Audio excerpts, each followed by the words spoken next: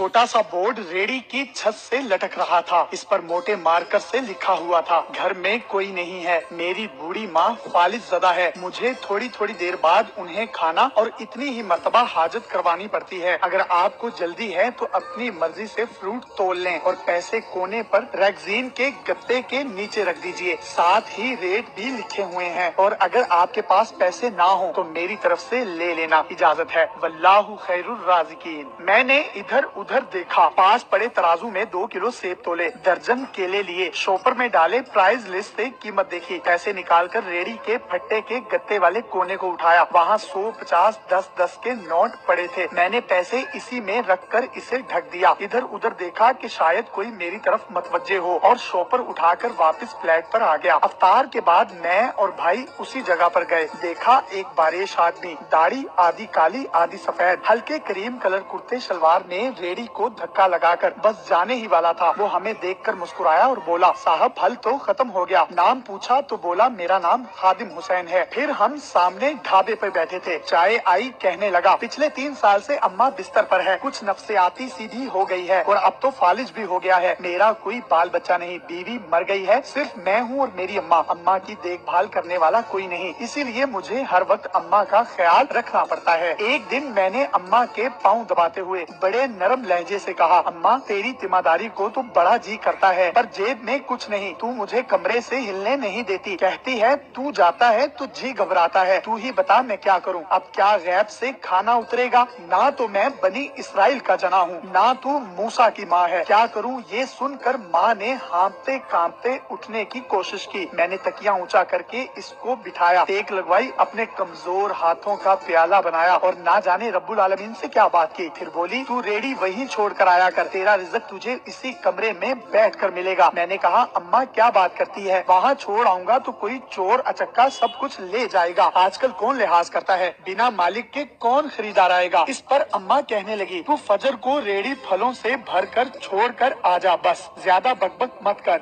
शाम को खाली ले आया कर। अगर तेरा रुपया गया तो ये खालदा सुरैया अल्लाह से पाई पाई वसूल देगी। 2.5 साल हो गए हैं भाई, सुबह रेडी लगा जाता हूँ, शाम को ले जाता हूँ, लोग पैसे रख जाते हैं, फल ले जाते हैं, ढेला ऊपर नीचे नहीं होता, बल्कि कुछ तो ज्यादा रख जाते हैं। अक्सर नफा लागत से 300-400 ऊपर ही जा निकलता है। कभी कोई अम्मा के लिए फूल रख जाता है, कभी कोई और चीज। परसों एक पढ़ी लिखी बच्ची पुलाव बनाकर रख गई, नोट लिख कर रख गई अम्मा के लिए। एक डॉक्टर का गुजर हुआ, वो अपना कार्ड छोड़ गया, उस पे लिख गया, अंकल अम्मा की तबीयत ना संभले तो मुझे फोन करना, मैं घर से पिक कर लूंगा। किसी हाजी साहब का गुजर हुआ तो अजवा खजूर का पैकेट छोड़ गया। कोई जोड़ा शॉपिंग करके गुजरा तो फ्रूट लेते हुए अम्मा के लिए सूट रख गया। रोजाना ऐसा कुछ न कुछ मेरे रिज़्क के साथ मौजूद होता है। ना अम्मा हिलने देती है, ना अल्लाह रुकने देता है। अम्मा तो कहती है कि तेरा फल बेचने के लिए अल्लाह खुद नीचे उतर आता है और बेच बात जाता है। भाई वो प्यारा रब एक तो राज़िक है, ऊपर से रिटेलर भी है। अल्लाह अल्लाह। आखिर में मुझे अपने बच्चों से कहना है, अगर आप फारिग हों और अपने वालिदैन को काम करते देखें तो फौरन उठकर इनकी मदद करें और इन्हें कहें, अम्मी जान अब्बा जान लाइए मैं आपकी मदद करता हूँ। फिर देखें दुनिया और आखिरत की कामयाबियाँ कैसे तुम्हारे कदम चूमती हैं।